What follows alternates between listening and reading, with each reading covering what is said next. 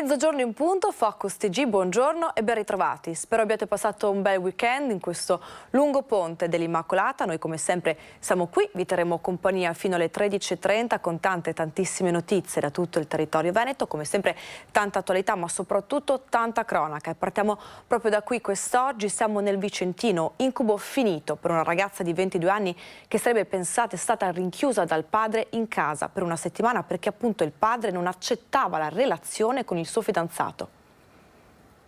Un 51enne di origini indiane è stato arrestato dai carabinieri di Valdagno accusato di sequestro di persona aggravato. L'uomo avrebbe chiuso in casa da oltre una settimana la figlia 22enne perché non accettava la sua relazione con il fidanzato, sempre di origine indiana ma appartenente ad un gruppo sociale diverso. La sua sparizione era avvenuta in circostanze sospette, tanto che il fidanzato aveva presentato denuncia ai militari dell'Arma, raccontando che la ragazza anche aveva improvvisamente dato le dimissioni dal posto di lavoro, nonostante avesse recentemente avuto una promozione. A sbloccare la situazione una brevissima telefonata della giovane che, approfittando di un momento di distrazione del padre e utilizzando un vecchio cellulare, era riuscita a contattare il fidanzato descrivendo la sua condizione e a lanciare il suo grido d'aiuto, circostanza che ha portato il ragazzo ad allertare immediatamente i carabinieri che venerdì hanno deciso di fare irruzione in casa. La segnalazione è stata determinante per consentire ai militari dell'Arma di svolgere immediati accertamenti, non conoscendo le reali condizioni della ragazza. Ciò ha permesso alla Procura della Repubblica di Vicenza di emettere un decreto di perquisizione. L'attività è stata svolta presso l'abitazione dove la ragazza viveva unitamente al padre. Nel corso della stessa sono stati acquisiti elementi che hanno confermato quanto esposto in denuncia. Ne è così scaturito l'arresto in flagranza del padre. Incubo finito per la ragazza che è stata trovata in buone condizioni fisiche. I militari l'hanno accompagnata presso un centro antiviolenza per poi essere collocati in una struttura protetta ed essere seguita dai servizi sociali. Il padre è stato subito posto agli arresti domiciliari nella sua abitazione, regime confermato dall'autorità giudiziaria che sabato ne ha convalidato l'arresto. Rimaniamo nel Vicentino, ci spostiamo però a Montecchio Maggiore, epilogo drammatico per una giovanissima vittima di un incidente stradale avvenuto una settimana fa. È morta la bimba di 6 anni di origine indiana, è rimasta gravemente ferita a seguito di un grave incidente automobilistico una settimana fa a Montecchio Maggiore. Era ricoverata in terapia intensiva all'ospedale Borgo Trento di Verona, dove era giunta in condizioni disperate con l'elisoccorso. Disperati i genitori che risiedono a Trissino che con amici e parenti avevano sperato in un epilogo diverso. Il violento impatto dell'auto che ha sbandato sulla provinciale 146 finendo contro un platano non ha dato scampo alla piccola. La bimba era stata sbalzata fuori dal seggiolino posteriore. Grande cordoglio di famiglie e scolari a Trissino dove la bambina frequentava il primo anno di scuola elementare. Epilogo drammatico anche nel Padovano. È morto infatti all'ospedale di Padova il giovane 19enne caduto dalle scale nella serata di lunedì. Simone Ponzoni non ce l'ha fatta. Il suo giovane cuore di 19enne ha lottato per 5 giorni, ma alla fine si è fermato, tanto che i medici dell'ospedale di Padova, dove era stato ricoverato, ne hanno dichiarato la morte. Tutto è accaduto in un lampo nella serata di lunedì, quando il giovane, che viveva in questo condominio di via Marostica nel quartiere Armistizio a Padova, è caduto nella tromba delle scale all'altezza del secondo piano intorno alle 20. Un volo di 10 metri. Simone viveva al terzo piano dello stabile e sembra si fosse dimenticato le chiavi di casa e stesse cercando di rientrare. Simone sembrava essere confuso, avevano raccontato i vicini, i primi a prestargli soccorso. Le indagini sono state condotte dagli agenti della polizia che hanno escluso un'azione violenta come anche un gesto estremo. Con la cronaca ci spostiamo nel Trevigiano, ladri in fuga a Silea dopo aver tentato il colpo in un'azienda. Traditi dal tonfo della pesante cassaforte e dalla prontezza di un residente insospettito da quel rumore particolare. Quando i carabinieri subito dopo sono arrivati hanno trovato soltanto il grosso manufatto con dentro 1 migliaio di euro. I ladri erano scappati al giungere delle gazzelle. Poco prima, era la tarda serata di giovedì, avevano preso di mira un'azienda che si occupa di gestione di esercizi pubblici in via Massolini a Silea. Monitorata da tempo evidentemente perché sapevano dove cercare, Hanno scassinato una finestra e una volta dentro si sono diretti verso la grande cassaforte al primo piano. Il loro errore però è stato pensare di poter far cadere la struttura all'esterno senza attirare l'attenzione di qualcuno. Negli ultimi tempi la soglia di allarme furti nella Marca ha reso i cittadini più consapevoli della necessità di diventare vere e proprie sentinelle del territorio. Quando la cassaforte all'esterno ha provocato il tonfo, un vicino ha chiamato subito i carabinieri e per i malviventi il colpo è andato a vuoto. La cassaforte ancora chiusa è stata recuperata e posta sotto sequestro per gli accertamenti tecnici del caso, alla ricerca di tracce utili. Rimaniamo nel Trevigiano, dalla cassaforte di una villa a salvadanai di 2 fratellini. Ladri ancora in azione, questa volta a Farra di Soligo.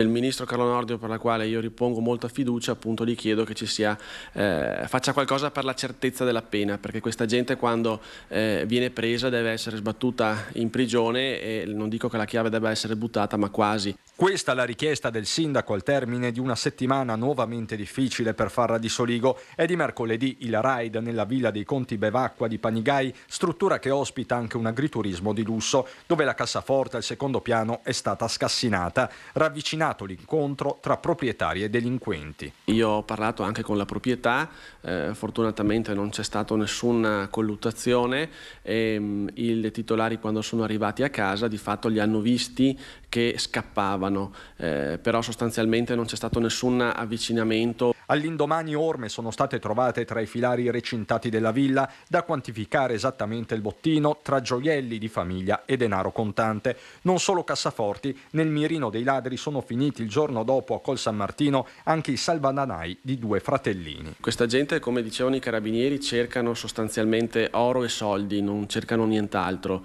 e quindi è questo che fa più male e dà anche più fastidio, proprio perché spesso e volentieri rubano oggetti magari lasciati dai nonni, dalla mamma, dal papà e quindi anche, come in questo caso, il salvadanaio del bambino, quindi è veramente un atto vile. Il 30 novembre scorso ignoti si erano introdotti anche nella casa del primo cittadino che accanto alla certezza della pena chiede di rinforzare ulteriormente i controlli nelle ore serali. È chiaro che siccome questo purtroppo è ciclica, ogni anno si ripete e ogni anno lo stesso periodo nelle stesse fasce orarie, probabilmente bisognerebbe che qualcuno si attivasse affinché ci fosse più presenza di forze dell'ordine nei nostri territori.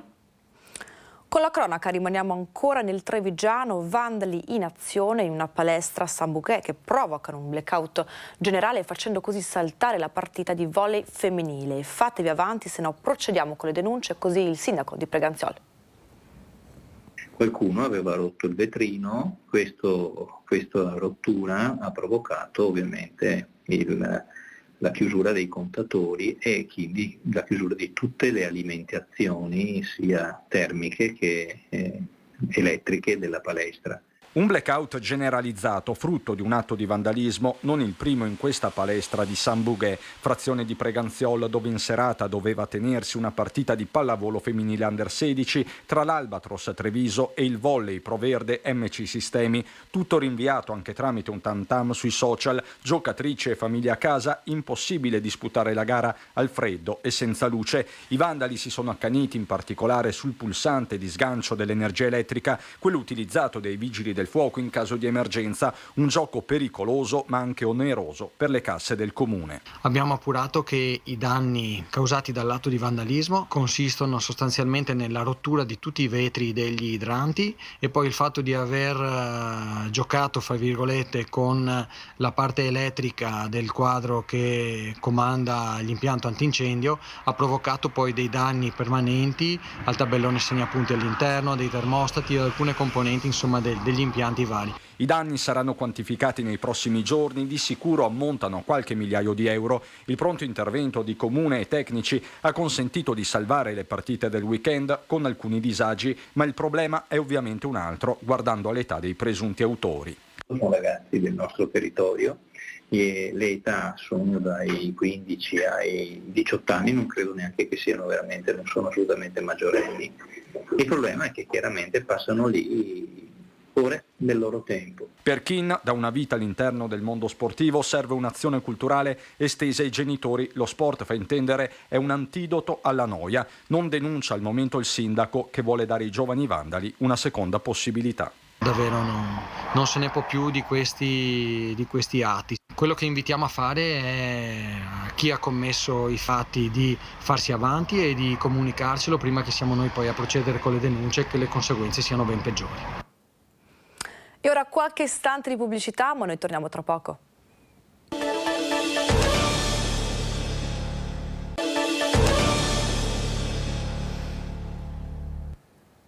Focus TG, ben ritrovati. In questa diretta vi terremo compagnia fino alle 13:30, come sempre tantissime notizie da tutto il territorio veneto.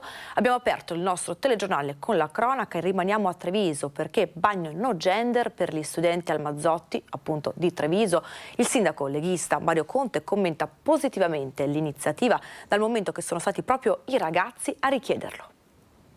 Io sono come sindaco per andare incontro alle esigenze della comunità quando ti vengono manifestate, quindi non ci vedo assolutamente nulla di male. Non antepone barriere ideologiche, ma accoglie l'iniziativa come una qualsiasi istanza che arrivi dai cittadini. Il sindaco di Treviso Mario Conte nel commentare la concessione all'Istituto Turistico Mazzotti del primo bagno no gender per studenti, né maschile né femminile ma neutro, pur sapendo bene che queste parole al suo partito, la Lega, potrebbero non piacere. Il fatto che proprio dagli studenti arrivi questa richiesta è segno evidente di una sensibilità che ha bene fatto la dirigente scolastica ad accogliere, anche perché la soluzione era abbastanza semplice da trovare, quindi non ci vedo nulla di male nel dare una risposta a delle sensibilità e soprattutto per evitare dei disagi a degli studenti che in quel momento hanno esternato un bisogno. D'altro canto le scuole, anche quelle trevigiane, su questo tema non si stanno facendo trovare impreparate. Al liceo artistico di Treviso il cambiamento di genere è oggetto di corsi per studenti e insegnanti già da un paio d'anni e lo scorso giugno si è reso necessario compiere un atto concreto. Ci è capitato per il momento a livello proprio così burocratico di dover cambiare un nome sul diploma, ma questa è stata un'operazione anche relativamente veloce. Dopo la maturità il nome sul diploma è stato variato in quanto questa persona aveva cambiato genere e quindi dal femminile è passata al maschile. Dovesse arrivare la richiesta di servizi igienici no gender, verrebbe accolta, aggiunge la dirigente, che sottolinea come già nella quotidianità scolastica ci sia una particolare sensibilità verso quegli studenti che stiano compiendo un percorso in questo senso. C'è davvero una necessità di cambio di genere e a questo livello noi andiamo incontro. I ragazzi sono tranquilli perché vengono rispettati e se fanno determinate richieste di essere chiamati in un certo modo o comunque di essere accolti per quello che si sentono e che sono. Questa scelta dell'Istituto Mazzotti di inserire all'interno di una scuola un bagno no gender fa sicuramente discutere la politica, da Fratelli d'Italia al Partito Democratico. La scuola dovrebbe fare chiarezza e dare strumenti per comprendere le cose, non generare confusione, per cui non credo che un bagno faccia la differenza sul rispetto dei diritti. Ci sono due bagni, uno è per le donne e uno è per gli uomini e quelli sono i bagni che devono rimanere.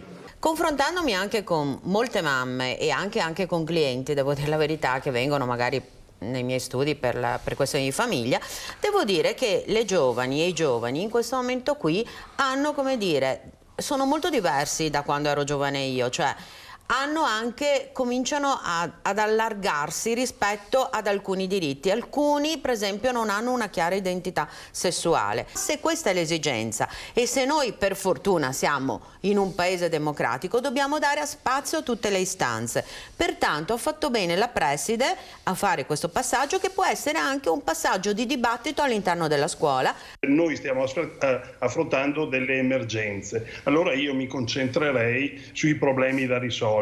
Poi sulla filosofia è giusto che ne discutiamo, ma anche all'interno dei transgender abbiamo diverse categorie. Cosa facciamo? Facciamo 5 bagni diversi?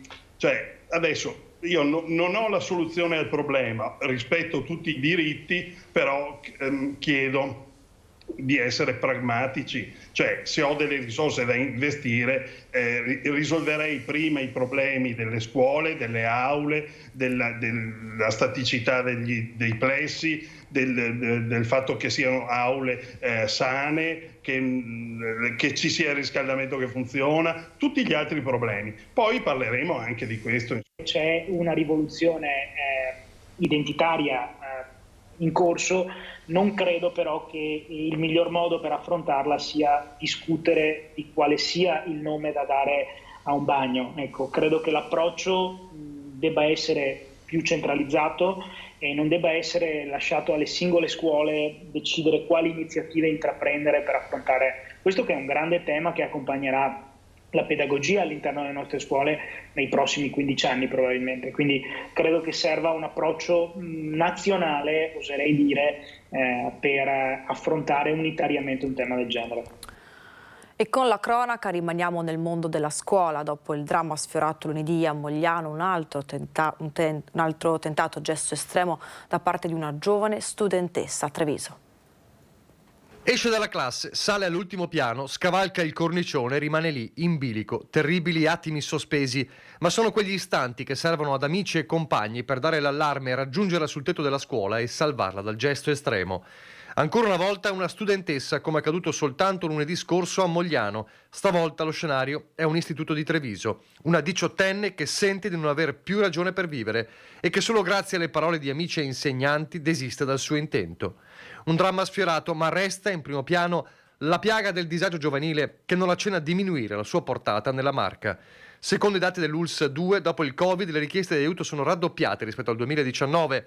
Il centro diurno dell'azienda sanitaria contro i disturbi alimentari ha attualmente in cura 450 ragazzi e sono sempre più frequenti le segnalazioni da parte di insegnanti che vedono tra i loro studenti casi di autolesionismo, disagio emotivo e autoisolamento.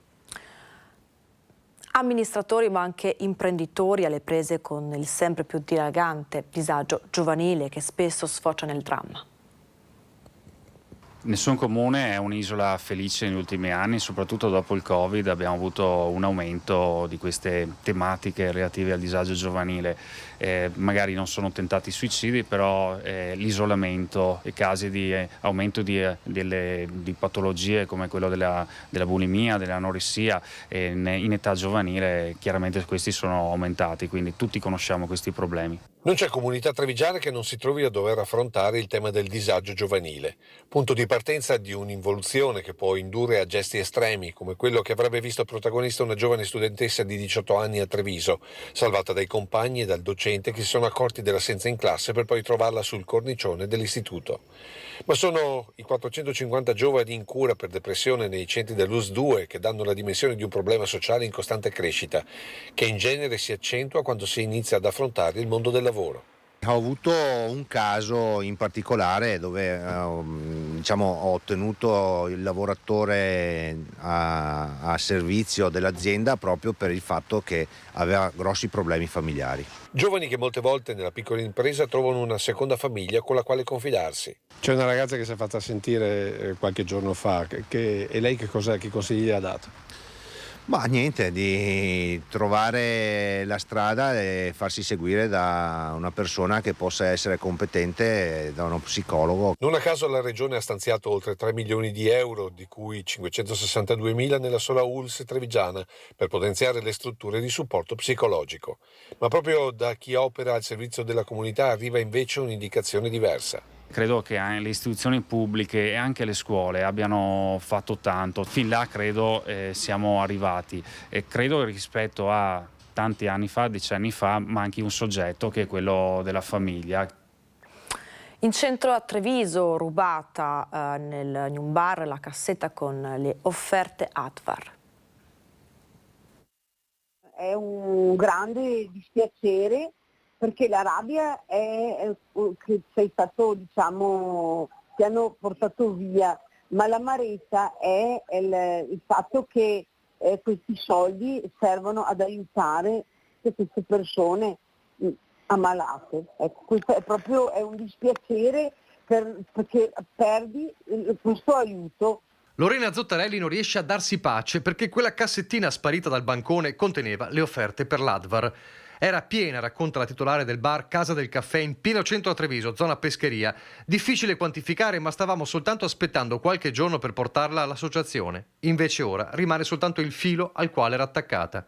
Hanno scoperto il furto alla riapertura delle 15, ma lei e il marito Davide hanno ben chiaro chi possa essere stato. Un cliente strano che stamane era arrivato nel bar, accento straniero, ben vestito, che usando una tecnica evidentemente collaudata ha distratto la titolare in quel momento da sola, con frasi e gesti. Aveva soldi, aveva quegli anelli di acciaio, continuava a parlarmi e a dirmi sì, perché sono venuto a comprare i regali ai bambini, bisogna fare i regali, e ti tirava fuori delle stupidaggini, tipo portachiavi, cose che non avevano nessun senso, perché io l'ho capito, ho detto ma questo qua cosa sta cercando? Non avrei mai immaginato. Insomma, alle 3 ci accorgiamo, quando mio marito non trova la cassettina, il filo che legava con l'accendino l'ha staccato, perché essendo di nylon l'ha staccato, c'è tutto il segno anche sul balcone della bruciatura e non abbiamo più la cassettina. Una grande amarezza per Lorena e Davide, perché questo furto colpisce chi, come Advar, aiuta chi soffre. Ed è un'associazione che deve contare tutto sulle proprie forze, e quindi ogni aiuto è importantissimo, perché questi sono soldi che servono ad aiutare tutte queste persone ammalate. E con la cronaca rimaniamo nel Trevigiano. A causa di un malore al volante un ottantenne perde il controllo dell'auto e si schianta contro un albero. È successo a Lutrano di Fontanelle. Sul posto il SUM 118, i vigili del fuoco, per mettere in sicurezza l'area dell'incidente, portato d'urgenza all'ospedale Cafoncello di Treviso. L'anziano è stato stabilizzato dal personale sanitario. È grave ma non sarebbe in pericolo di vita. Un altro incidente stradale, questa volta siamo a Camisano Vicentino, esce di strada e finisce in un canale. Un ferito. Poco prima dell'alba stamattina i vigili del fuoco sono intervenuti in via San Daniele a Camisano Vicentino per un'auto finita in un canale di scolo a bordo strada dopo la perdita di controllo del conducente rimasto ferito. I pompieri arrivati da Vicenza hanno messo in sicurezza l'auto, mentre l'autista è stato preso in cura dal personale sanitario del 118. Le operazioni di soccorso dei vigili del fuoco sono terminate alle 7:30 con il recupero dell'auto da parte del carro attrezzi. Operazione della polizia stradale sul controllo della legalità nel settore del trasporto merci pericolose lungo la rete autostradale A4. Controlli a tappeto tra le province di Padova e Vicenza che hanno portato al controllo di 30 veicoli, l'elevazione di 32 contravvenzioni, di cui 19 relative alle normative sul trasporto di merci pericolose per un totale di circa 6.000 euro e di 8 infrazioni sulla normativa generale relativa ai tempi di guida e riposo dei conducenti professionali. E con la cronaca rimaniamo nel Padovano, disagi anche sulle strade della provincia, che si è risvegliata questa mattina con temperature ampiamente sotto i 0 gradi. È iniziata verso le 16:30 di ieri la fitta nevicata che ha imbiancato il punto più alto della provincia di Padova. Questa immagine ritrae il monastero degli Olivetani sul Monte Venda. Solo qui la bianca coltre ha attecchito. Nel resto dei colli la pioggia mista a neve non ha creato disagi. Sulle strade tutti i comuni dell'area hanno avviato un'importante operazione di salatura in vista del lunedì a partire dalla tarda serata di domenica e per tutta la notte. Operazione ripetuta in tutte le strade della provincia. In città è pronto il piano neve in vista dei prossimi giorni. Nel frattempo la salatura operata nella notte ha evitato incidenti. I punti più critici sono rimasti alcuni cavalcavia, quello Borgomagno e quello di Chiesa Nuova, dove i ciclisti di prima mattina hanno chiesto l'intervento della polizia locale segnalando disagi nel sottopasso di via Ippodromo e in via Tirana. E questa mattina è uscita la classifica della qualità di vita del Sole 24 Ore. Vediamo come si sono classificate le città del Veneto. Padova, unica città veneta a risalire di posizione nella classifica sulla qualità della vita che ogni anno viene stilata dal Sole 24 Ore. Pubblicata oggi, nella classifica le città vengono valutate in base a 90 indicatori statistici, di cui 40 aggiornati al 2022. La città di Padova sale di 4 posizioni e guadagna il 29° posto. È l'unica a salire di posizione in Veneto. Più in alto però c'è Verona al 16° posto, ma scende di 8 posizioni. Venezia invece ne perde 4 e si piazza al 20°. Crolla a Treviso di 11 posizioni, precipitando al 21° posto. Male anche le altre città venete. Belluno infatti scende al 35° posto, seguita da Vicenza al 38° e Rovigo al 77°.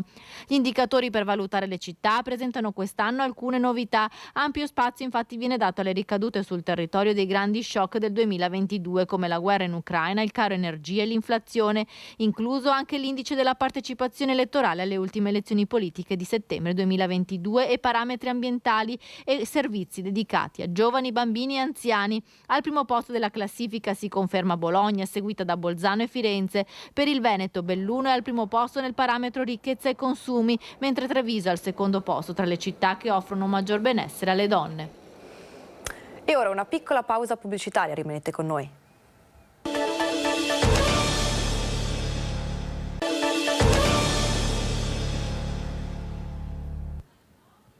Focus TG, ben ritrovati, vi terremo compagnia ancora un'ora fino alle 13:30 con tantissime notizie da tutto il territorio veneto. Rimaniamo nel Padovano, treni nel caos questa mattina, vediamo.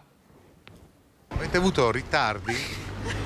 Sì, abbiamo preso il treno delle 7:35 e da Campo San Piero. Siete arrivate? Alle 10 adesso, appena arrivate. Per andare da Venezia Mestre a Padova lì è un disastro, proprio 190 minuti minimo di ritardo, come tutti i treni. Ci sono diversi ritardi, fino a 200 minuti. Mestre non parte più niente praticamente, ho preso uno che partiva anche quello 40 minuti di ritardo, quindi... I disagi sono partiti poco prima dell'alba, quando la pioggia della giornata di domenica e l'abbassamento delle temperature hanno causato la formazione di ghiaccio e conseguenti disagi lungo le vie ferroviarie della regione. Particolarmente critica la situazione lungo la tratta tra Campomarte a Padova e Rovigo e lungo la tratta tra Vicenza e Venezia. Ritardi che hanno toccato punte di 120 minuti e coinvolgli in viaggio con ritardi fino a 4 ore. Nel caos gli spostamenti dei pendolari. A Padova per ore è rimasto fermo a Campomarte un treno regionale con 600 persone a bordo. Ad Abano Terme fermo intorno alle 8:30 un Intercity diretto a Trieste in arrivo da Roma. Il treno regionale 16732 di Trenitalia delle ore 9:13 proveniente da Venezia Mestre e diretto a Legnano arriverà in ritardo previsto di 70 minuti. Ecco, lo vedete, le persone sono assiepate davanti ai cartelloni per cercare di capire quando riusciranno a prendere il treno. Il ghiaccio e il freddo di questa notte hanno bloccato le ferrovie del nord-est. Dopo le 10 il traffico ferroviario è ripreso a circolare in modo normale, con gradualità. È rimasta fortemente in difficoltà per interventi tecnici la linea regionale da Padova a Calalzo. Che la temperatura fosse rigida in queste ore lo conferma la schermata di ARPAV relativa alle 9 di quest'oggi. Una mattinata di passione che ha creato disagi e insofferenza tra cittadini increduli che il ghiaccio, ampiamente previsto da giorni, potesse originare situazioni simili. Spero di trovarlo, ecco, diciamo così.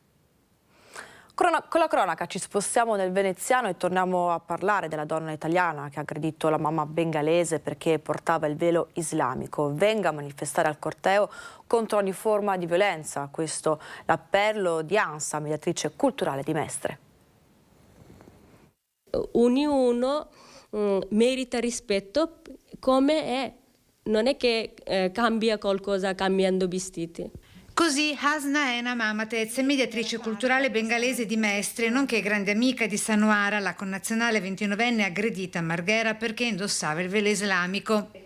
Anche Hasna prenderà parte alla manifestazione a sostegno delle donne islamiche che scelgono di indossare il niqab. Questo diritto umano, quindi faccio parte sicuramente di questa manifestazione. A sorpresa lancia un appello anche all'italiana che ha aggredito la sua amica a manifestare a patto dimostri ravvedimento per la violenza commessa. Ogni persona davanti a qualsiasi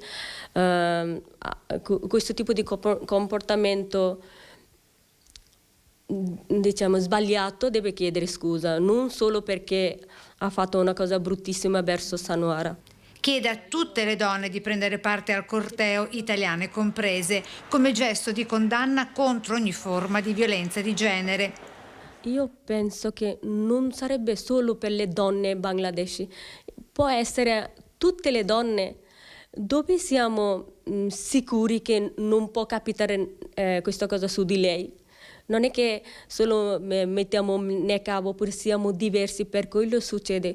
Dove non c'è rispetto può succedere chiunque. Musulmana come Sanuara, ma non porta il velo per scelta, al pari dell'amica, spiega, ci accoglie nella sua casa tra le luminarie del presepe e dell'albero di Natale. Gioia e luce, specie per i bimbi, dice. Luce come la fiammella, simbolo di speranza che risplende in ogni donna. Da qui il nome della sua associazione.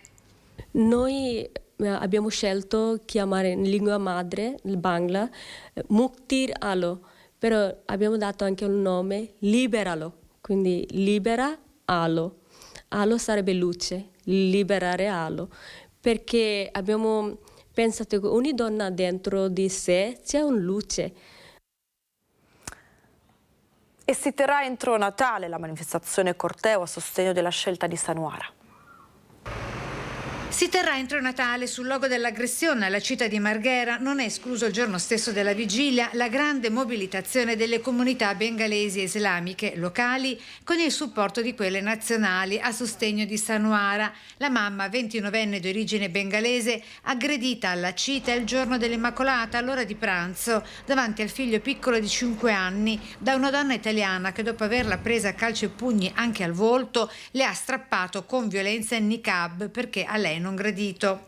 Il nostro messaggio è quello comunque di trovarsi, di unirsi e di fare una mobilitazione per sensibilizzare, per stare vicino alla signora, per dirgli che noi, te non sei da sola, ma ci sono anche altre signore che in queste condizioni che subiscono, che ti stiamo vicino. Domani domenica il punto tra tutti gli organizzatori, con in testa il marito di Sanuara, Arif, imam della comunità. Sarà una manifestazione pacifica, cui pare aderiranno anche politici locali e nazionali di sinistra. È una cosa che ha toccato i sentimenti di tante persone sia in Italia che sia all'estero. Manifestazione dove si invoca il diritto alla scelta, quella di indossare o meno il velo, visto che in Italia non è espressamente vietato da una legge specifica, bensì da norme generali e riferite all'articolo 85 del Testo Unico di Pubblica Sicurezza del 1931 e dalla legge numero 152 del 1975. E con la cronaca ci spostiamo a Cittadella, non ce l'hanno fatta nonostante le cure, le piccole gattine avvelenate. Hanno provato a chiedere aiuto miagolando le 2 gattine, aiutate da un residente di via Battistei a Cittadella. Immediati sono scattati i soccorsi grazie a Giovanni Tonelotto, responsabile del rifugio San Francesco di Piazzola sul Brenta, che ha portato gli animali in uno studio veterinario. Inutili tutte le cure e gli esami. Le gattine 7 e 8 mesi sono morte per aver ingerito del veleno. Un episodio che porterà a una successiva denuncia, spiega Tonelotto, che farà analizzare i corpi al servizio veterinario dell'Istituto Zooprofilattico per capire quale sostanza abbiano ingerito. Chiunque avesse informazioni o avesse visto qualcosa può contattare il responsabile del rifugio San Francesco al 338 49 81 981. Ci spostiamo nel Vicentino e torniamo a parlare del caso Rebellin. Potrebbe essere ascoltato dalla procura l'autista tedesco responsabile per aver travolto e ucciso il campione di ciclismo. Ogni tassello della vicenda al vaglio per cercare di cristallizzare ogni elemento utile a ricostruire l'accaduto e determinare le iniziative da assumere in relazione alla condotta dell'autore dell'investimento, l'autista tedesco di 62 anni che secondo le indagini della Procura di Vicenza avrebbe travolto e ucciso con il camion il campione di ciclismo Davide Rebellin mentre si allenava lungo la regionale 11 a Montebello Vicentino. Gli investigatori potrebbero arrivare a chiedere anche una misura cautelare viste le dinamiche dell'incidente e la fuga dell'uomo che lavora in Germania. Autista con precedenti in Italia, nel 2001 era stato condannato dal Tribunale di Foggia per essere fuggito dopo un incidente senza prestare soccorso, pena poi dichiarata estinta per decorso del tempo. Nel 2014 gli era stata invece ritirata la patente a Chieti per guida in stato di ebbrezza. E all'indomani della notizia dell'individuazione del camionista che rimane libero, indagato per omicidio stradale con omissione di soccorso, il dolore lascia spazio alla rabbia. Questa persona va punita per quello che ha fatto. Sappiamo che è recidivo, la gente non può accettare che, sapendo chi è, non si possa andare a prenderlo e fargli pagare il reato incredibile che ha commesso. Che lì in Germania non c'è, come si chiama, omicidio, reato stradale, ma come si fa? Ha ammazzato una persona. Dopo lì stamattina ho letto che si era anche fermato, è andato a vederlo e dopo prende su va via. Il Supaglia che è andato via col cambio, si poteva fermare subito, no? Se ne accorgeva, chiamava subito qualcuno. Vicenda sulla quale si è espresso anche il vescovo di Vicenza. Io ho cominciato subito a pregare per lui perché il Signore lo accolga in questa morte improvvisa e imprevista, e i suoi familiari che riescono veramente a comprendere che è una cosa difficilissima. Quello che è capitato è avere forza e coraggio per dare il meglio di sé anche nella vita che continua. E ora qualche istante di pubblicità, ma noi torniamo tra poco.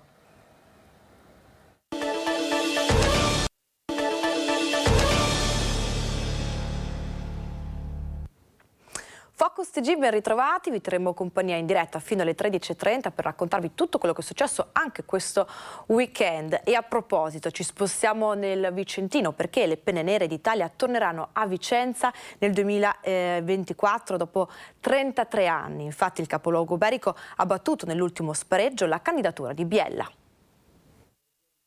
E la notizia tanto attesa alla fine è arrivata. Vicenza ospiterà l'Adunata Nazionale degli Alpini nel 2024. Lo ha deciso e proclamato il direttivo nazionale dell'ANA riunito a Milano questa mattina. Allora, visto il ballottaggio che si è svolto tra le sezioni di Biella e la sezione di Vicenza, hanno ottenuto voti Biella 10, Vicenza 13, quindi Vicenza sarà la organizzatrice dell'Adunata 2024. Auguri a Vicenza e grazie a tutte le altre 3 sezioni che hanno partecipato: Viareggio, Modena e Biella. Il sogno, dopo 33 anni, si avvera per la città del Palladio e per la provincia più alpina d'Italia. La 95esima adunata nazionale tornerà in Veneto dopo 7 anni. L'ultima era stata a Treviso nel 2017, l'ultima a Vicenza nel 1991. La notizia si diffonde in un battibaleno. Il sindaco, rimasto in silenzio stampa nelle ultime ore per scaramanzia, è andato subito a festeggiare con gli alpini del gruppo di Monteberico. Uno sguardo dall'alto sulla città e sulle montagne e un meritatissimo brindisi liberatorio. Sollevando il bicchiere di vin, cin cin, e viva gli alpini! Sono stato in silenzio stampa perché ovviamente ci vuole anche un po' di scaramanzia in tutte le cose e devo dire che ha portato fortuna. Fino all'ultimo minuto abbiamo aspettato la notizia che è arrivata, una proclamazione importante sia per la città che per la provincia di Vicenza. Devo ringraziare i nostri alpini che hanno lavorato con le amministrazioni locali, con la città di Vicenza, con la provincia, con la regione a questo progetto importante che è stato sposato dalla commissione che ha valutato. Nel 2016 è stato votato Asti il posto di Vicenza, abbiamo continuato a lavorare e con l'attuale consiglio alla guida di Lino Marchiori, il nostro presidente, abbiamo ottenuto questo importante risultato che andremo adesso a sviluppare in maniera più consistente proprio per arrivare al 2024 pronti ad ospitare tutti gli alpini d'Italia e non solo. Ci spostiamo ora nel Padovano perché, viste le basse temperature di questi giorni, il comune di Padova invita gli anziani a recarsi di giorno nelle stanze calde dei quartieri. Un'iniziativa questa per proteggere le persone sole e fragili. Ma ci racconta tutto in diretta da Padova la nostra Valentina Visentin. Buongiorno Valentina. Sì, buongiorno da Padova. È proprio così in questi giorni di grande freddo il comune di Padova ha dato il via ad un progetto che era già stato annunciato comunque a novembre, facendo una mappatura delle sale di quartiere. In queste sale di quartiere gli anziani e le persone sole potranno trovare non solo il caldo ma anche un po' di compagnia e di conforto. Ci racconta tutto l'assessora al sociale Margherita Colonnelli. Certo, è per noi un'iniziativa che arriva giusta con la giornata giornata probabilmente più fredda dell'inverno e si chiama Un posto al caldo. Presto nelle case di tutte le padovane e di tutti i padovani arriverà un materiale che informa la cittadinanza di quali sale sono aperte nei paraggi delle proprie abitazioni dove potersi recare per passare qualche ora in compagnia. L'iniziativa ha un duplice senso: da un lato, soprattutto per le persone anziane, quello di attivare nuove reti sociali e appunto stare in compagnia durante i mesi più freddi dell'anno; dall'altro, recandosi appunto in sale riscaldate per stare insieme, riuscire ad abbassare i propri termosifoni nelle ore di assenza e quindi risparmiando un po' sulla bolletta. È un'iniziativa che quindi prova a dare una duplice risposta rispetto a un inverno che è difficile soprattutto per quanto riguarda i costi dell'energia. Ecco, tante sale hanno dato la loro disponibilità totalmente e gratuitamente. Sì, e di questo ringraziamo veramente il mondo del volontariato e il Centro Servizi Volontariato in particolare. Ringraziamo anche ASE, ACE Gas, APS perché grazie al loro contributo il materiale informativo arriverà appunto a tutte le padovane e padovani e vedrete che nel materiale ci sono anche dei consigli per il risparmio energetico nella propria abitazione.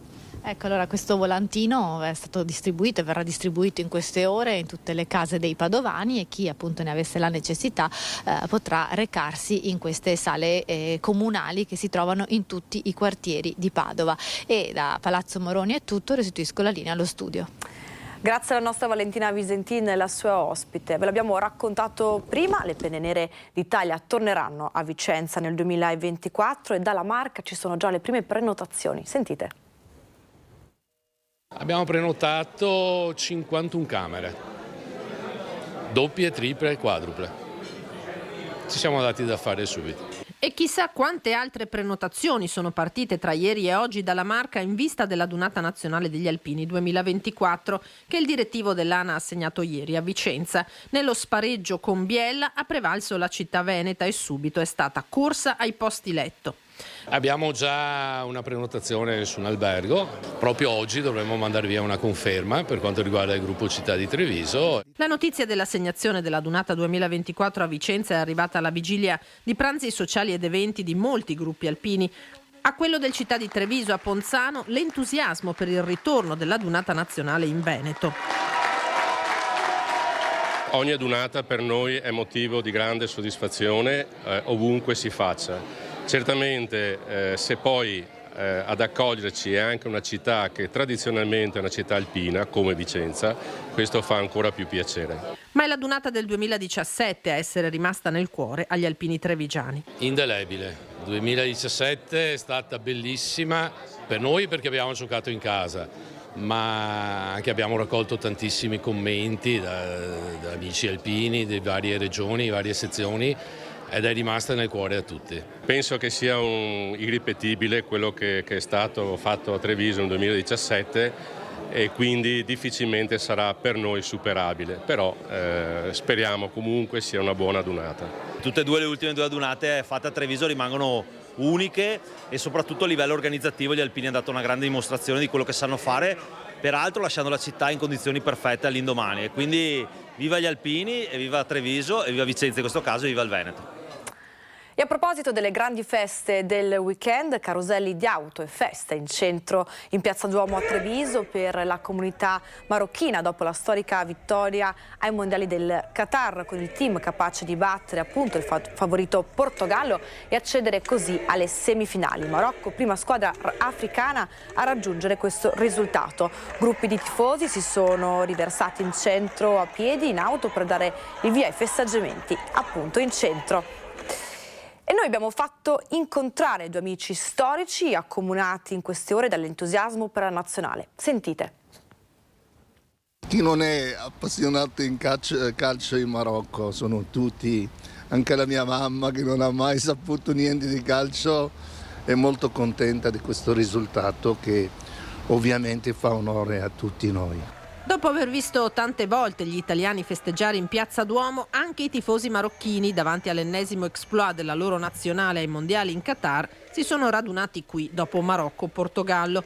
E qui si incontrano degli amici storici come il sindacalista CGIL Nicola Atalmi, grande tifoso in questi giorni della squadra nordafricana, e il vicepresidente della consulta regionale dell'immigrazione Abdallah Kesraji, marocchino d'origine e trevigiano d'adozione. Forza Marocco! Forza Marocco! Viva! Dai, viva! E non si può che tifare, diciamo, per la squadra degli ultimi, di quelli che erano il terzo mondo e adesso non lo sono più. È sempre bello quando vincono quelli che non era previsto vincessero. Qualcuno ha detto i marocchini ci rubano il lavoro, anche il lavoro di vincere i mondiali, perché purtroppo l'Italia è fuori. Festeggiamo assieme alla più antica comunità di stranieri che sono qui nel nostro paese, i marocchini, che sono da tempo, diciamo, integrati molto nella nostra società, e quindi siamo contenti di festeggiare insieme a loro. È una soddisfazione grande per la nostra squadra, che è stata proprio un miracolo e un sogno per il Marocco e per il re, per tutti quanti, e anche presentiamo sia l'Africa e il mondo arabo. È un grande onore per la comunità marocchina. Prima nazionale africana in semifinale ai mondiali, il Marocco. L'arma segreta sarebbe una parola in arabo, sir, sir, sir, vuol dire avanti, avanti, avanti, e non ci fermiamo mai. E ora la sfida dai risvolti storico-politici con la Francia. Sarà una partita Africa contro l'Africa, quindi saremo contenti lo stesso anche se vinci la Francia. Un misto dell'Africa contro una squadra marocchina, e auguriamo che vinciamo noi e andiamo in finali. Facciamo dire ad Atalmi nella vostra lingua Forza Marocco. Yallah al Maghreb, marhaba. Yallah Maghreb. Cambiamo ora pagina e ci spostiamo nel veneziano. È ancora aperta la procedura di licenziamento collettivo per circa 200 lavoratori dopo la chiusura del prestigioso Hotel Bauer a Venezia. Sentite. C'è una fatica costante nel reperire personale qualificato per il nostro settore, una problematica che comunque si estende a tutto il settore dell'artigianato. Acconciatori, saloni di bellezza, settori dove il lavoro non manca, ma la difficoltà a trovare personale che poi si fidelizzi esiste. Lo ammette Giancarla Tasso, presidente della categoria benessere di CNA Padova e Rovigo, che conta circa 300 saloni, un mestiere dove la passione resta fondamentale, aggiunge. Noi ci lavora di sabato.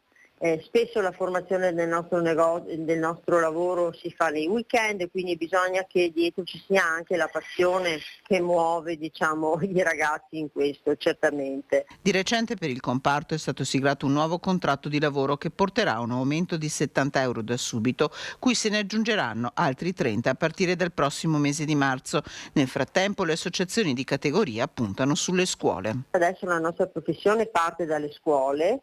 La scuola è l'ambiente fondamentale dove il ragazzo capisce se ha intrapreso il percorso giusto, va sostenuto e va spiegato come si svolge attualmente il nostro lavoro, la professione. La professione ha avuto una grande evoluzione sia nell'estetica che nel settore della conciatura.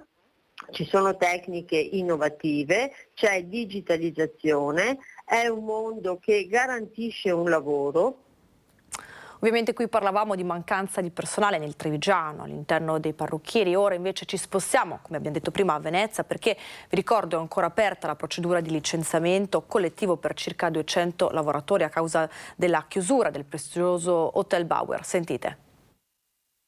Non è ancora arrivata una schiarita per i circa 200 lavoratori, una novantina a tempo indeterminato più un altro centinaio di stagionali, ma in organico da decenni, del prestigioso Hotel Bauer a San Marco a Venezia.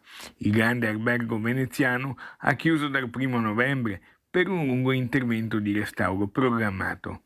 La proprietà, in mano alla società immobiliare Signa, tra le più importanti al mondo, non ha ancora revocato la procedura di licenziamento collettivo che dovrebbe partire dal 1 gennaio 2023. Dopo circa 6 mesi di trattativa, la situazione delle lavoratrici e dei lavoratori dell'Hotel Bauer rimane incerta. E rimane incerta anche dopo il via libera del Ministero del Lavoro di Roma, che sollecitato dalle organizzazioni sindacali dava l'ok all'applicazione di un ammortizzatore sociale per tutte queste famiglie. Rimane incerta perché l'azienda ad oggi non ha ancora stipulato con le organizzazioni sindacali un accordo per la tutela e la salvaguardia di tutti questi lavoratori. Accordo che dovrà prevedere inevitabilmente la chiusura di licenziamento collettivo, che rimane ad oggi aperta. Martedì ci sarà un incontro in regione. Il licenziamento di tutte queste persone dal 1 gennaio 2023.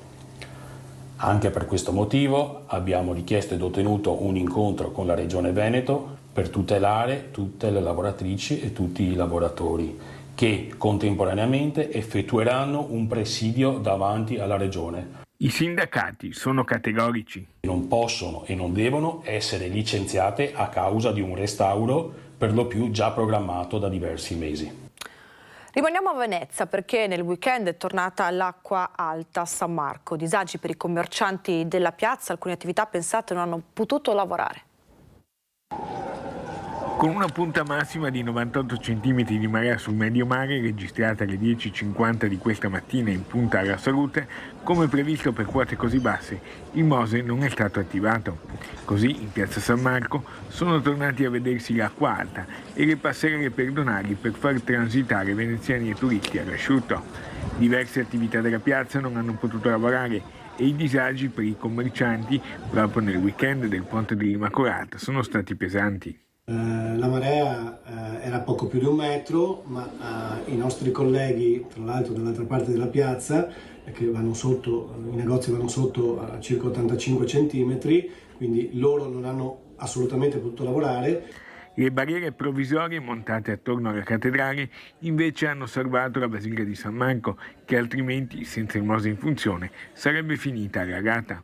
Con questa quota di marea è andato sott'acqua circa l'8% del centro storico, ma con alcuni passaggi fondamentali e molto trafficati. Tra questi, oltre a San Marco, Rialto, Erbaria, San Giobbe e Sant'Andrea. Uno scenario, quello di stamattina, completamente diverso rispetto al giorno precedente, quando il Mose, vista la previsione di 105 e un forte vento di scirocco in arrivo, era stato attivato. Per tutti noi poteva essere un weekend molto importante, uno degli ultimi della stagione. Noi avevamo la ressa di persone qui sotto che obbligatoriamente dovevano transitare qui proprio per i problemi dell'acqua alta ed ci ha creato un forte disagio ed è stato molto penalizzante. 41 milioni di euro per i porti italiani per la realizzazione di opere infrastrutturali e per il potenziamento dei servizi e dei collegamenti stradali e ferroviari. Di questi più di 2,5 milioni andranno ai porti del Veneto. Lo stabilisce il decreto firmato dal Ministro delle Infrastrutture e dei Trasporti, Matteo Salvini, di concerto con il Ministro dell'Economia e delle Finanze, Giancarlo Giorgetti, e che prevede tra l'altro la ripartizione dei fondi. Saranno finanziate con priorità le iniziative immediatamente cantierabili. Entro 30 giorni dalla pubblicazione del decreto, le autorità di sistema portuale dovranno presentare il piano degli interventi al MIT. E ora qualche istante di pubblicità, ma noi torniamo tra poco.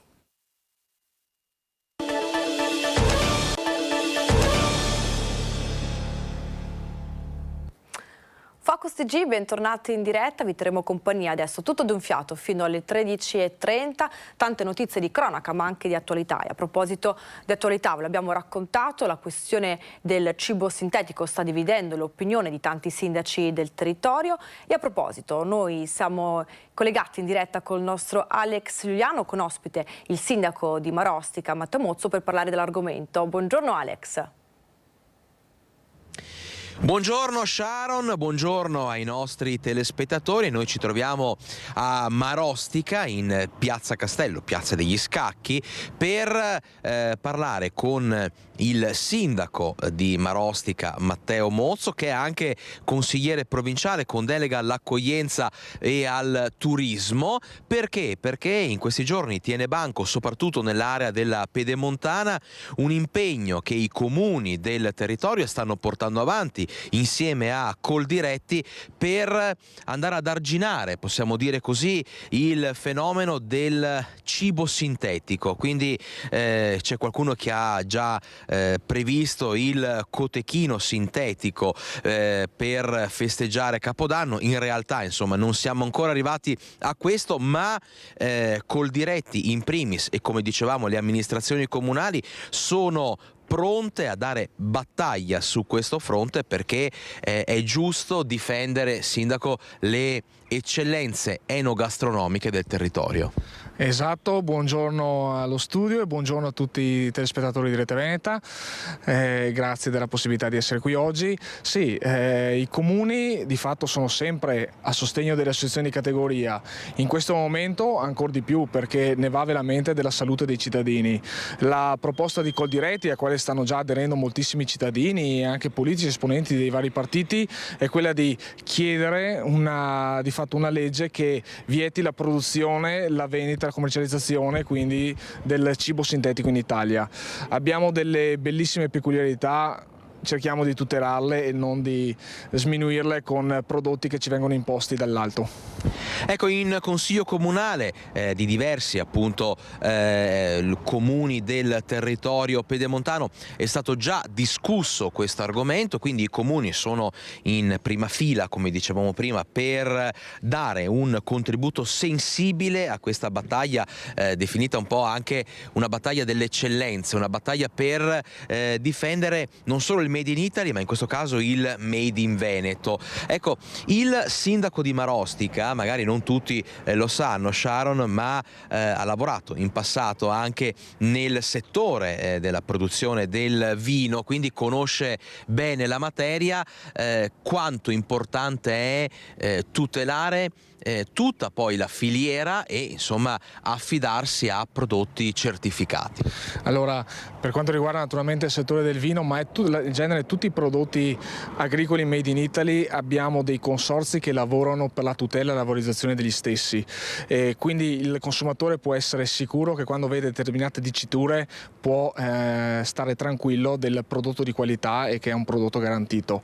Io comunque invito i cittadini ad andare sempre dal produttore, perché vedere la passione, anche il racconto di chi produce il prodotto, che veramente parte dalla materia prima al prodotto finito che poi viene consumato in tavola, ha tutta un'altra magia, tutto un altro sapore. Quindi il modo migliore per tutelarsi è quello di cercare di conoscere esattamente da dove arriva il singolo alimento e cercare di valorizzare questi aspetti.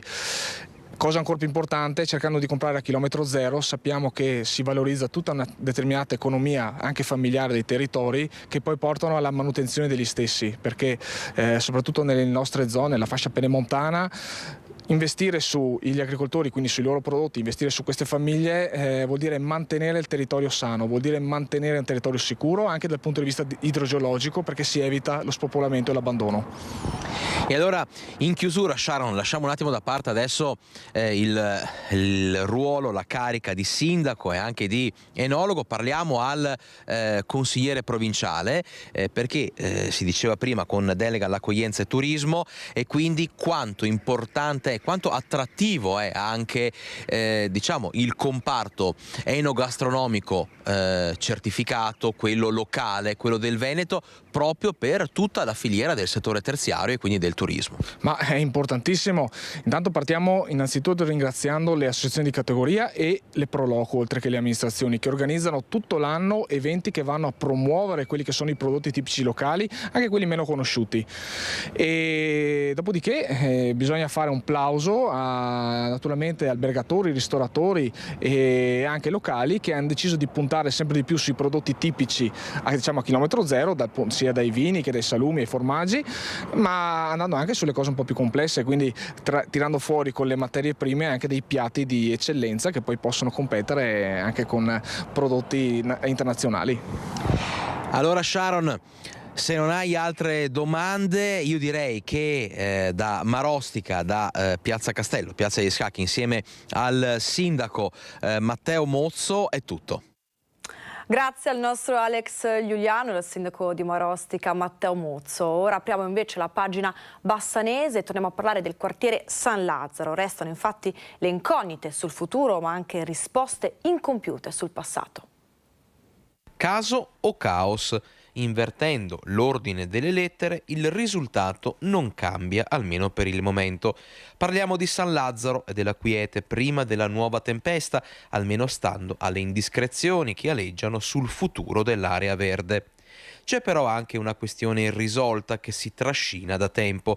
L'associazione Aria è infatti, insieme a migliaia di famiglie, ancora in attesa di una risposta da parte del Comune alla petizione sottoscritta da 3.000 cittadini e depositata il 30 giugno scorso. Ad oggi non abbiamo avuto alcuna risposta da parte dell'amministrazione comunale sulla petizione che è stata presentata il 30 giugno.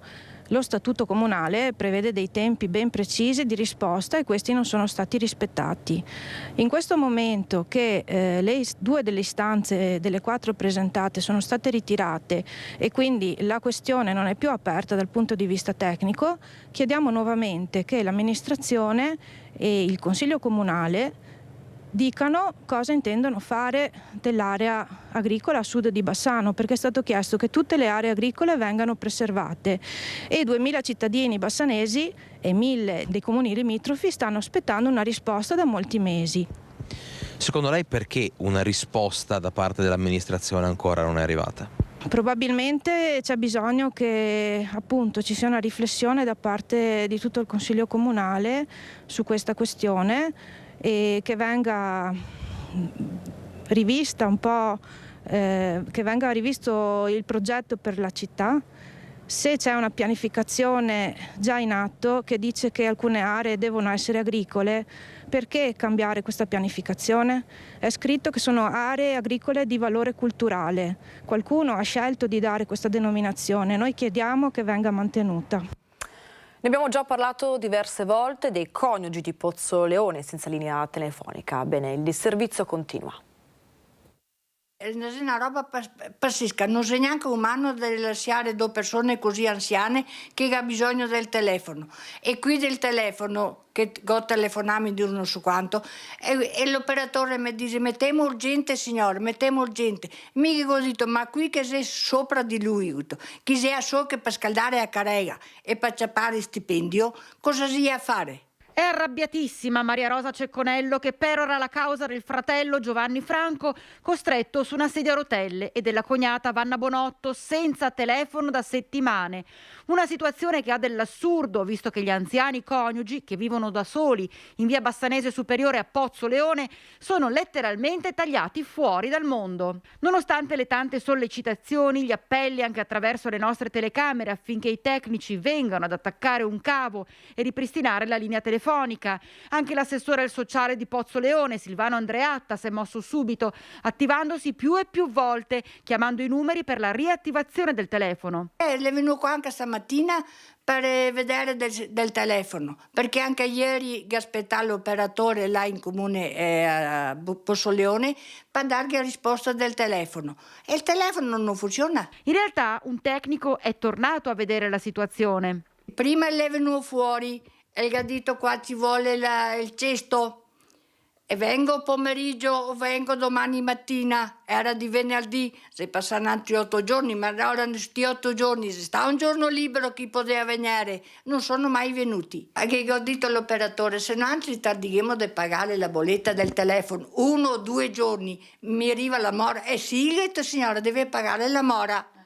Però loro che ha un mese e mezzo chi è senza telefono, dos'è il rimborso? Che ho detto che quando chi viene a attaccare il filo, devono suonare le campane. Questo weekend la città di Bassano è in lutto per la scomparsa di Gian Antonio Bertoncello, papà dei fedelissimi del Bassano Calcio. La notizia mi ha proprio lasciato di sasso perché noi siamo amici di vecchia data e proprio come hai detto te, è una notizia che proprio, guarda, ieri sera mi avevano avvisato, però non c'era la certezza. Stamattina mi hanno dato la conferma e purtroppo Gian Antonio ci ha lasciato. A tradirlo è stato il cuore, quel cuore giallorosso che batteva forte ogni qualvolta giocava la sua squadra. Il Bassano, un cuore grande, anche perché Gian Antonio Bertoncello non era solo il papà dei fedelissimi, è stato anche un uomo sempre pronto a scendere in campo, non al fianco dei suoi beniamini, ma sotto braccio a loro e alla gente di Bassano. Fondatore del famoso terzo tempo che ha fatto parlare del Bassano in tutta Italia, e anche quando il Bassano sembrava non dovesse esserci più, si è tirato sulle maniche coinvolgendo imprenditori e tifosi per restituire alla città la sua squadra. Gian Antonio già era Gian Antonio, poco a fare. Lui era lui e vulcano di idee, come hai detto te prima, anche nel sociale, perché non era solo per il calcio. A me piaceva prenderlo in giro perché dicevo sempre che lui era come Pippo Baudo, dovevamo togliergli il microfono perché sennò lui parlava sempre, perché lui era numero uno. Allora dicevo sempre ti si peso e Pippo Baudo, ma era per ridere, ma lui, la voglia sua di stare assieme alla gente era enorme. Enorme il dolore e il vuoto che lascia nella sua Bassano e in quello stadio mercante che da oggi è ancora di più casa sua. Cambiamo ora argomento, basta morti sulle strade, così che FIAB Bassano è pronto ad affiancare il comune in un progetto di mobilità sostenibile. Abbiamo 220.000 abitanti che aspettano questo e noi non vogliamo più avere morti sulle strade. Il campione di ciclismo Davide Rebellin, travolto e ucciso da un camion mentre si stava allenando in bici, è solo l'ultimo drammatico episodio in ordine cronologico di ciclisti vittime della strada. Obiettivo: mobilità sostenibile. È uno dei temi caldi dell'area urbana pedemontana, che comprende 13 comuni, Bassano capofila, per cui dalla Regione è arrivato un finanziamento di 14 milioni di euro. Proprio quella mobilità sostenibile che sta particolarmente a cuore alla FIAB bassanese, da sempre in prima linea per un territorio più sicuro, a misura di pedoni e ciclisti. FIAB è disponibile al 100% a collaborare e entrare nei tavoli di lavoro di progettazione per l'area urbana pedemontana. Spera che i soldi, i fondi vengano investiti su quello che è il presente, ma soprattutto il futuro della mobilità nel territorio pedemontano, che non è solo percorsi ciclabili, bicipolitane, percorsi sicuri, ma soprattutto è Città 30. Quello della limitazione dei 30 km orari nei centri urbani, come le città europee insegnano da anni, è uno dei punti caldi su cui si batte FIAB, e Bassano potrebbe essere realmente capofila. Abbiamo 13 comuni che possono investire in un progetto di pianificazione, comunicazione, educazione della popolazione e poi messa in sicurezza attraverso città dove ci sono direttrici all'interno del contesto urbano a 50 km all'ora e poi tutto il resto è a 30 km all'ora. Abbiamo già un'autostrada, una superstrada dove si va a 110, le complanare a 70, poi via via, man mano che si avvicina ai centri urbani, si va a 50 e all'interno dei centri urbani a 30. Cambiamo ora pagina, tra poco sarà Natale, questo è il periodo di shopping e regali appunto di Natale. Siamo andati in centro a Bassano per sentire la voce dei commercianti.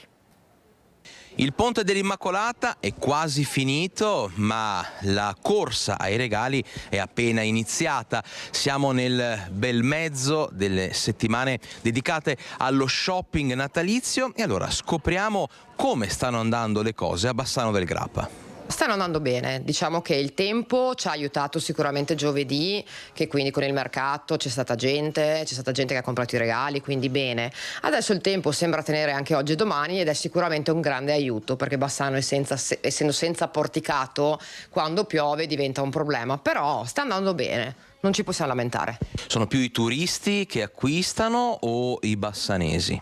In questo momento turismo ce n'è meno rispetto magari al mese di settembre-ottobre dove ce n'è tanto, quindi noi bassanesi ma anche magari da fuori città. Secondo me stanno un po' rallentando e sentivo anche oggi si raggruppano verso le ultime 2 settimane, però vabbè dai, non ci lamentiamo, giorni buoni, giorni meno buoni, se piove chiaramente non c'è nessuno, no, non è male.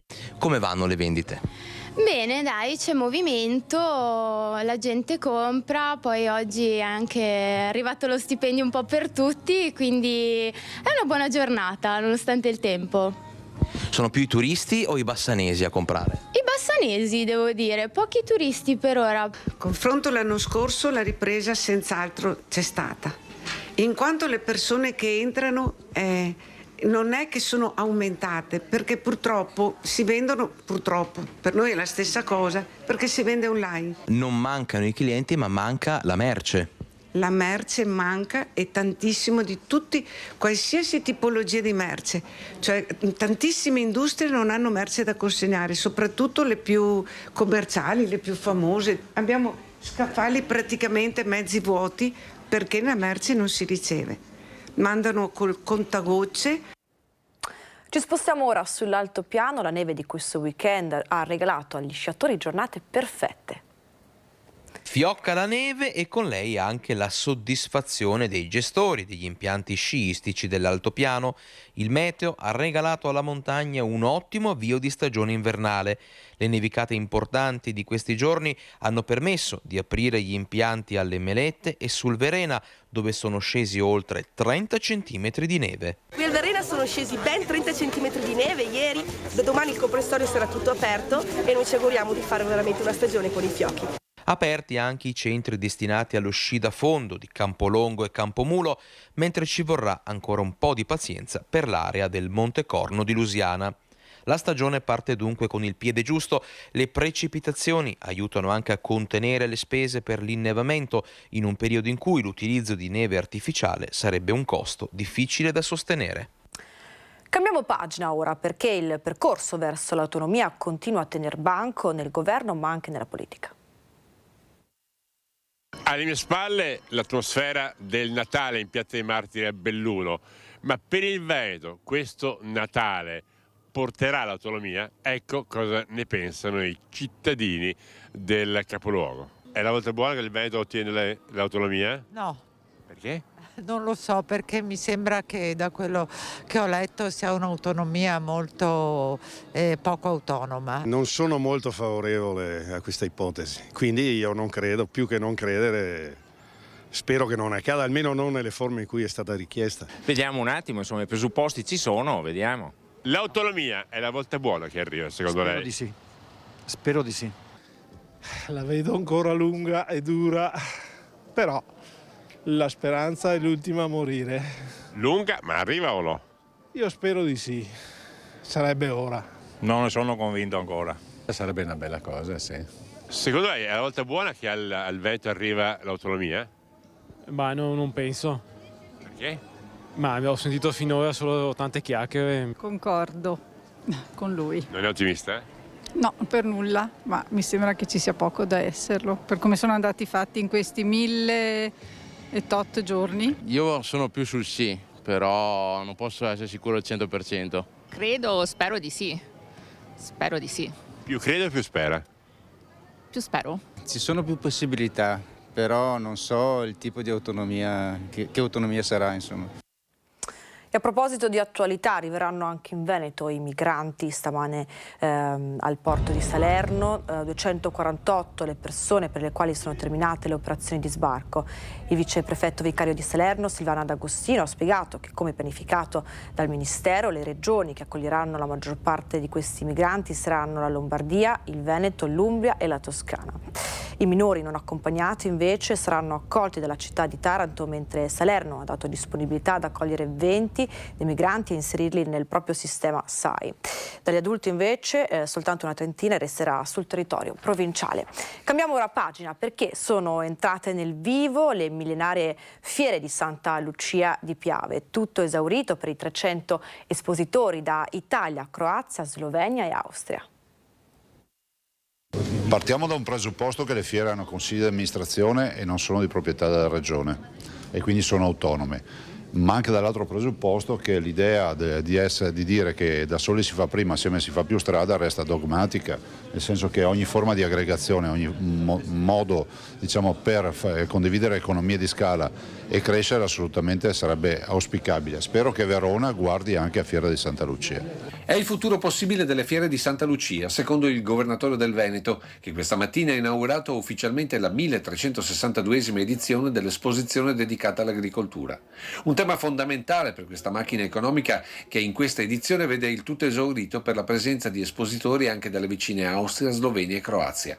300 quelli che da sabato stanno presentando presente e futuro dell'agricoltura, con particolare attenzione alla viticoltura e agli ambienti montani, che allo segno di come questa fiera si è sempre più legata alle colline UNESCO e al Prosecco. Una fiera che muove oltre 10 milioni di euro tra diretto e indotto, ha sottolineato l'amministratore unico Alberto Nadal, mentre l'assessore della nuova giunta comunale del sindaco Fiorenzo Fantinel ha confermato che con questi numeri si possono cercare alleanze di alto profilo. Noi siamo arrivati 4 mesi fa e stiamo lavorando duramente per cercare delle soluzioni e per fare in modo che il nostro polo, il nostro quartiere fieristico possa ottenere i risultati che merita. Il dubbio però è che Verona per dimensioni alla fine assorba Santa Lucia, un po' sulla scia di quanto accaduto per Vicenza con Rimini. Più equilibrato, secondo l'attuale amministrazione, un possibile progetto di unificazione con Longarone e in tal senso sarebbero già stati avviati contatti con il nuovo presidente Michele Dalfarra. Stiamo lavorando verso questo obiettivo, cioè di creare delle collaborazioni anche con altre fiere del territorio, proprio come Longarone. Un futuro di espansione quindi per Santa Lucia, con una certezza. Continuerete a dare fiducia all'amministratore unico, Nadal? Certo che sì, lui ha dato la sua fiducia a noi come amministratori e proprio per questo si è creato un'armonia e una sinergia incredibile che secondo me ci porterà veramente lontano. Ci spostiamo ora a Venezia, prestigioso riconoscimento dal cinema americano conferito alla Mostra del Cinema di Venezia e al suo direttore Alberto Barbera. Prestigioso tributo dei Gotham Awards 2022 alla Mostra Internazionale d'Arte Cinematografica della Biennale di Venezia e il suo direttore Alberto Barbera, premiati per il costante sostegno offerto al cinema indipendente americano nel corso di molti anni. La cerimonia a New York. Erano presenti 900 protagonisti e rappresentanti delle industrie del cinema statunitense, non soltanto quelli indipendenti, perché c'erano tavoli riservati all'Universal, a Focus, a Netflix, cioè anche ai grandi studi hollywoodiani, oltre a tantissimi attori, registi, anche internazionali che concorrevano alle varie categorie dei premi assegnati. Il premio che sottolinea l'impegno e il costante sostegno al cinema indipendente americano riservato dalla Mostra del Cinema di Venezia mi è stato consegnato dalle mani di Julianne Moore e Todd Haynes. Premiati anche 2 film presenti all'ultimo Festival di Venezia.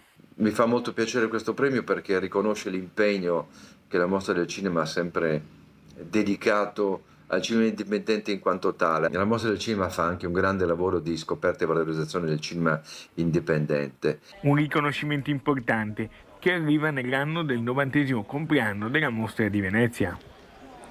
E a proposito di feste, ma soprattutto grandi traguardi, sono 111 gli anni per la nona record della marca. Tanti auguri a te, tanti auguri. Per Angelina Marcon ormai l'attenzione mediatica è un'abitudine, succede quando si è la persona più longeva della marca con il traguardo dei 111 anni festeggiati come sempre nella sua Spercenigo. Una festa attorniata dai familiari, 3 figli e 22 tra nipoti e pronipoti. Un esercito di parenti che non smette di celebrare la straordinaria avventura umana di Angelina, iniziata a Carbonera il 10 dicembre 1910, proseguita con una vita tra la famiglia e i campi, accanto all'amato Angelo, sposato nell'anno in cui l'Italia entrava nella Seconda Guerra Mondiale e perso 15 anni fa. Angelina non si è mai persa d'animo, nemmeno quando il Covid si è presentato contagiandola 2 anni fa, lei ormai ultracentenaria. Ma la partita anche quella volta l'ha vinta lei, Angelina dei record, che continua il suo percorso fedele a un motto che tante volte ha ripetuto: fare sempre ciò che ci si sente di fare.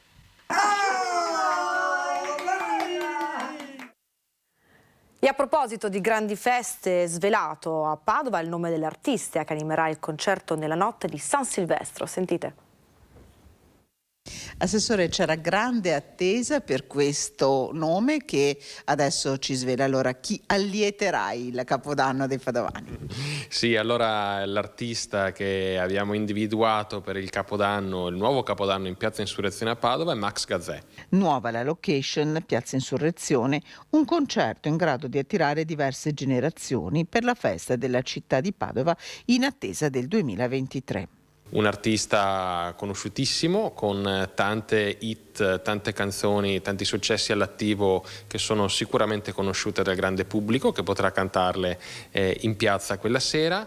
Un artista che parla a più generazioni, perché è conosciuto sia dai più giovani sia dalle persone più mature, e quindi noi con lui mettiamo a disposizione dei cittadini padovani, dei turisti, di tutte le persone che arrivano a Padova la notte di San Silvestro, un grande live, perché sarà comunque di 1 ora e mezza, quindi un concerto con la band importante, gratuito, per festeggiare insieme l'arrivo del nuovo anno, poi ci sarà anche il DJ set per continuare a ballare, ci sarà animazione, sarà un grande show col countdown sul grande schermo per accogliere il nuovo anno nel migliore dei modi, tutti insieme di nuovo. Un capodanno dal sapore diverso con una nuova formula che rinuncia ai fuochi d'artificio per rispetto dell'ambiente, inserito all'interno di un ricco cartellone che risponde al desiderio di tornare a incontrarsi e a vivere la città a Natale. Un'occasione perché, per una notte intanto, Piazza Insurrezione torni alla sua vocazione originaria. Una piazza che torna a essere piazza. Assolutamente, diciamo che è un esperimento, perché per una notte, per una sera, vivremo quella piazza senza le auto, dimostrando che il suo futuro potrà essere anche quello di piazza in grado di ospitare grandi eventi con delle soluzioni alternative per l'accessibilità delle auto al centro, ma assolutamente scenografica e parte di un centro storico che in qualche modo si allarga. Sono arrivate le 13:30, Focus TG finisce qui, grazie per averci seguito e buon pomeriggio a tutti.